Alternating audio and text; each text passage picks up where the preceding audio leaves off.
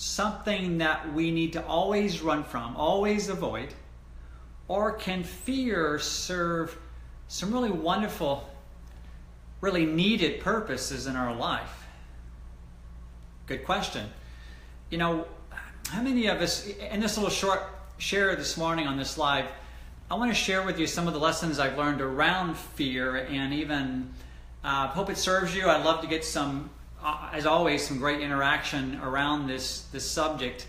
And one of the things I want to suggest going into this session around fear, as I share this with you, is that fear can either be a massive abuse or misuse of this beautiful creative imagination that our Creator put inside of us.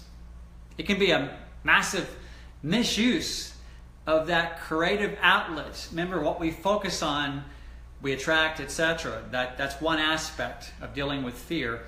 And the other aspect is fear can definitely, and in a lot of cases, keep us out of harm's way. Okay? That can be life or death, or it results in something where we don't want to go. One of the big things I learned from one of my key mentors, his name is David Wood.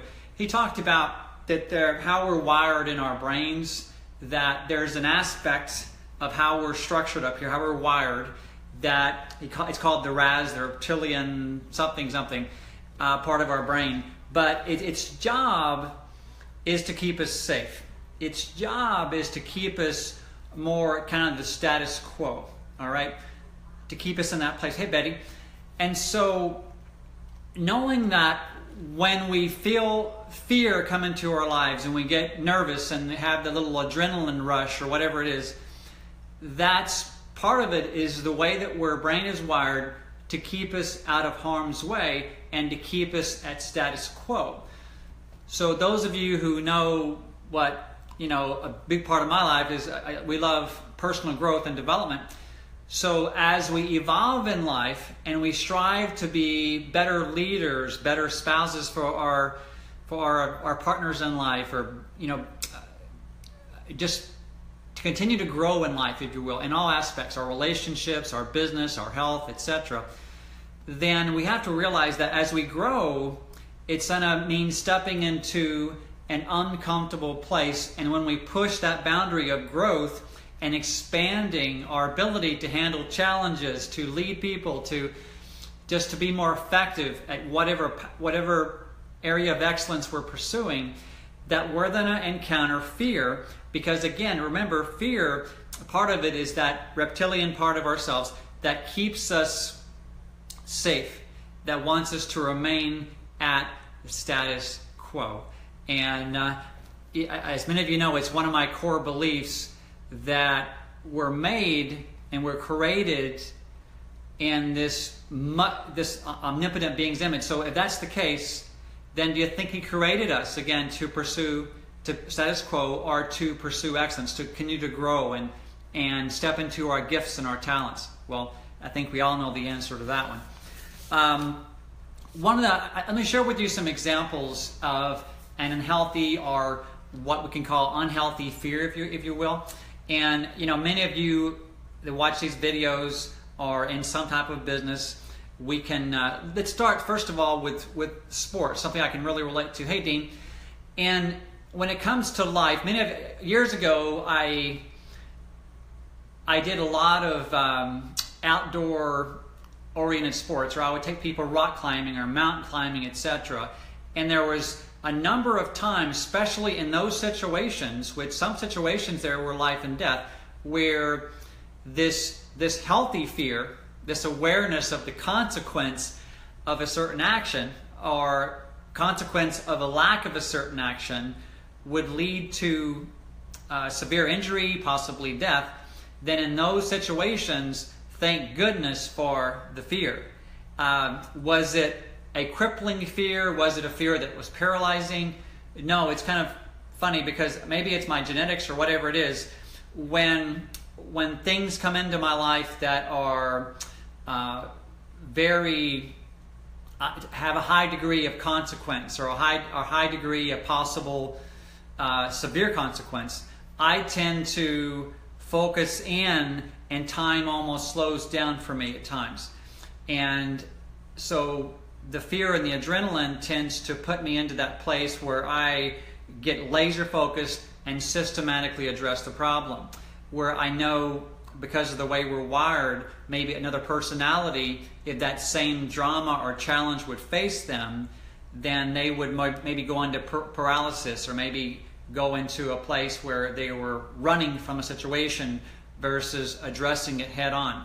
So maybe one of the questions is, if that's the case, and in business, we have the common fear around rejection, the common fear around what if this person supposedly just says no, what if I humiliate myself? Remember, the biggest fear is, even above death and maiming, is public speaking, that revolves around the uncertainty of how people receive us, and this desperate, maybe unhealthy, sometimes healthy, need for people to accept us for who we are and what we say and what we present. So you have this, I think most of us would call it an unhealthy fear around not being willing to receive whatever the situation is, or not being able to step into our true, who we are as a person, our true power, So anyway, so a couple of things I've learned around dealing with fear in a very healthy way is, number one, realize that fear can be healthy or it can be unhealthy. Fear are sometimes, when it's attached to adrenaline or a spurt of nervousness, etc., where we're kind of wired all of a sudden, that can be very healthy if it's in a situation where it's helping us avoid injury or harm.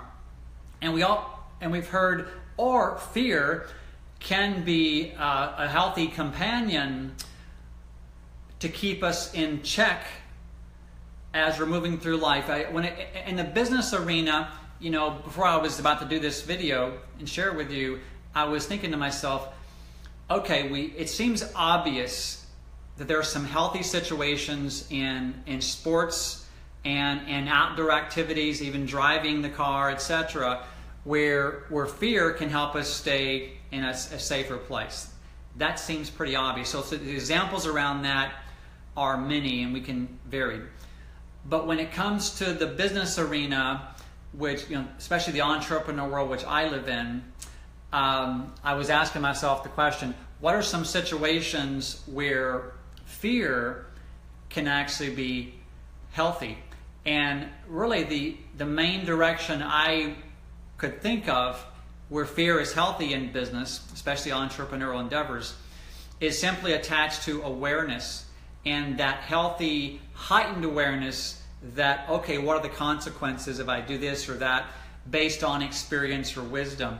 So I came to the conclusion, I'd love to get your comments below once you watch this video as well, that in the business arena, or an arena where we're striving to pursue our dreams or have the ability to give back and contribute at a higher level, then I would say a huge part of the time it's based on the story we make up. And so to me, what I've learned through the years, the number one way to go from a more unhealthy lower rim fear over here, which is more crippling, paralyzing, okay, and full of doubt, uncertainty, and over here you have the courageous place where you're certain, you're stepping into your power, and you're receiving, and not so much being attached to what everybody believes or accepts or doesn't accept of you, and you step into the place where you come from a position of confidence in your path,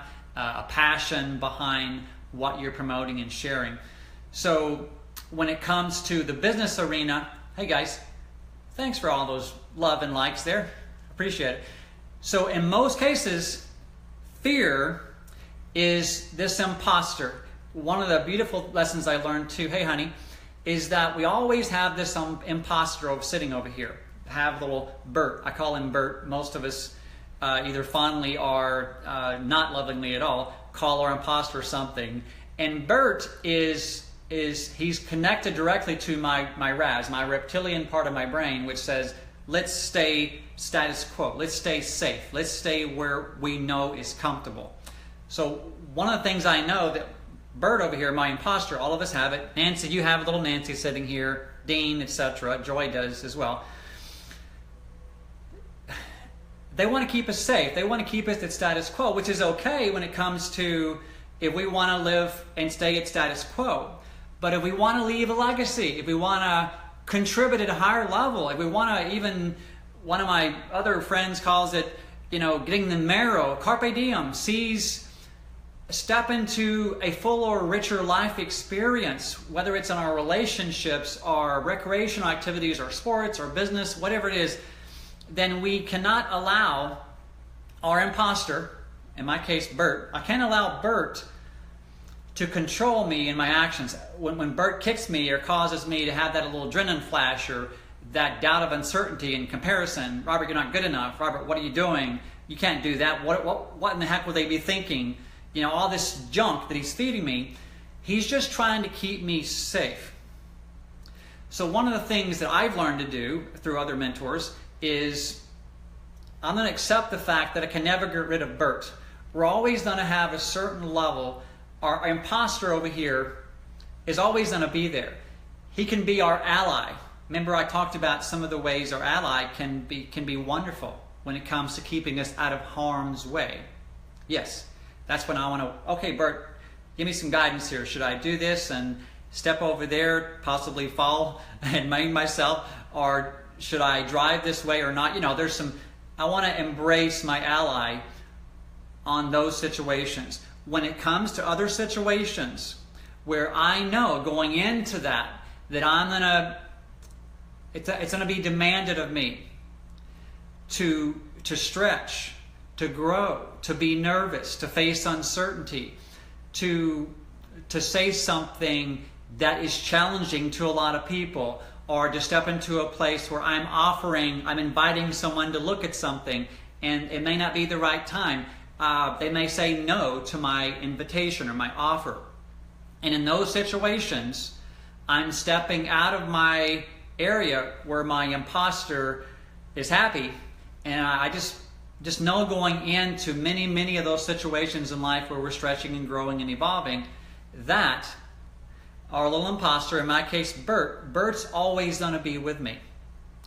And what I've learned through the years is when I can embrace my imposter, or embrace the fact that a part of how I am wired, thank goodness, is to keep me safe, then when I feel that surge of adrenaline, uncertainty, and that fear is kicking in, or the comparison game, or the sense of I'm not worthy enough, all that stuff, or junk, or whatever you want to call it,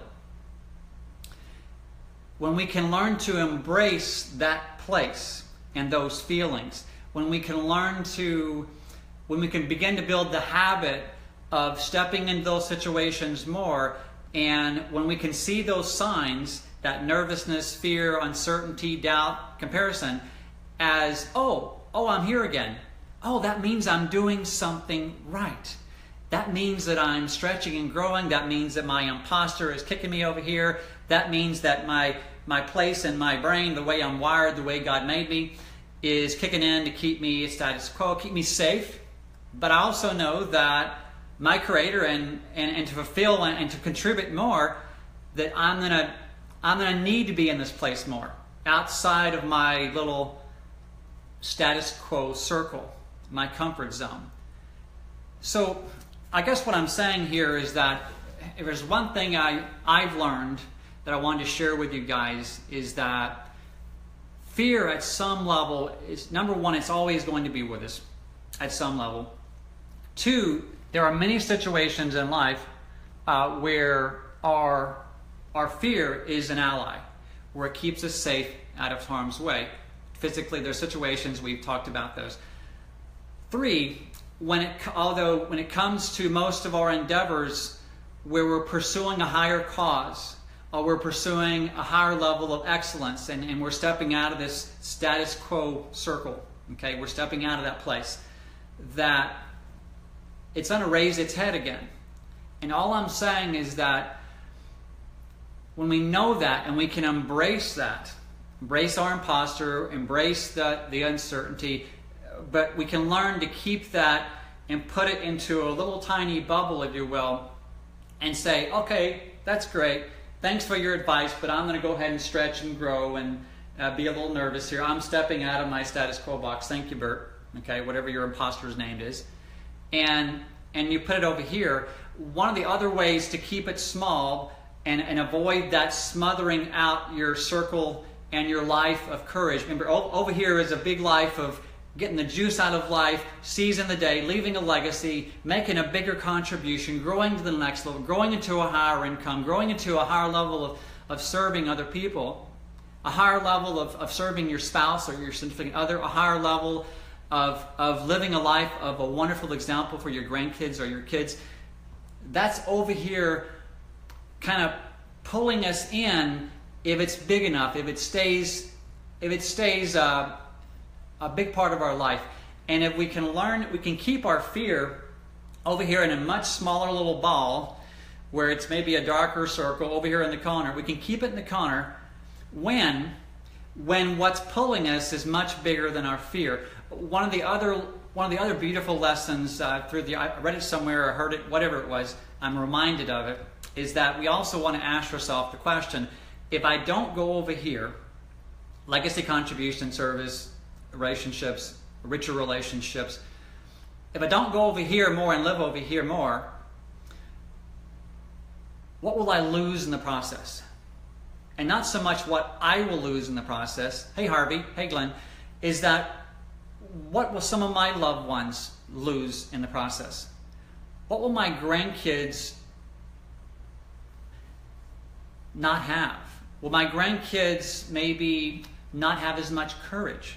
Will my grandkids and their kids and my kids, or my sister or my brother, whatever, or one of my leaders in my wonderful global community we live in, will they not have a richer experience? Will they not change many other lives around them and be a service of a servant leader or a service to other people around them?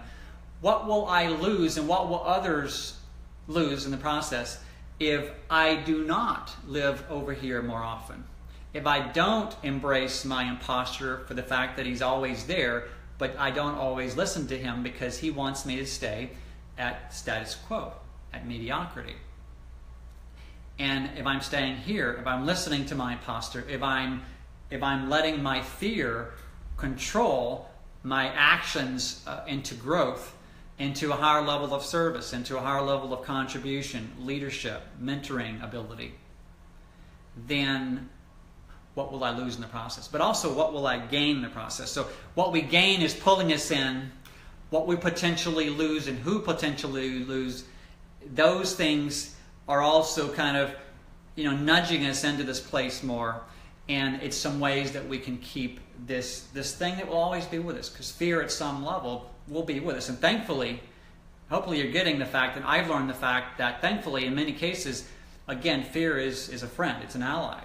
But in a lot of other places in my life, then it serves me best to put that over here. Thank you for your advice. I'm going over here and I'm growing. And I'm stepping into my light. I'm stepping into my talents. I'm stepping into my God-given power and the awareness that I want to live life at a higher level. And again, I want to pursue excellence. And in so doing, it leads to a deeper sense of purpose. It leads to joy. And my joy, He led me to joy.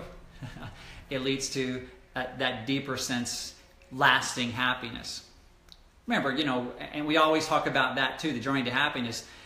We can truly savor true happiness when we experience the sadness and loss and sorrow as well. So again, life has the two. There always will be the dark side of us. All of us have a darkness inside of us. The key, if we can let our light always keep that darkness at bay. And sometimes it'll be bigger, sometimes smaller. It's part of the human condition, the human journey, yes? But I'd love to get your comments below around this topic of fear. And hopefully some of my examples and insights have helped you as much as they've helped me through the years. And again, part of it is just learning from so many other people, surrounding ourselves with individuals who are leaving the legacy, living the kind of life that we strive to live, and then learning from them how to handle some of this stuff, which one of the big things includes this whole thing around fear. Healthy, unhealthy, what is it? How do we deal with it? So guys, create an amazing day. You deserve it, and the world around you deserves it. So take care. Bye-bye.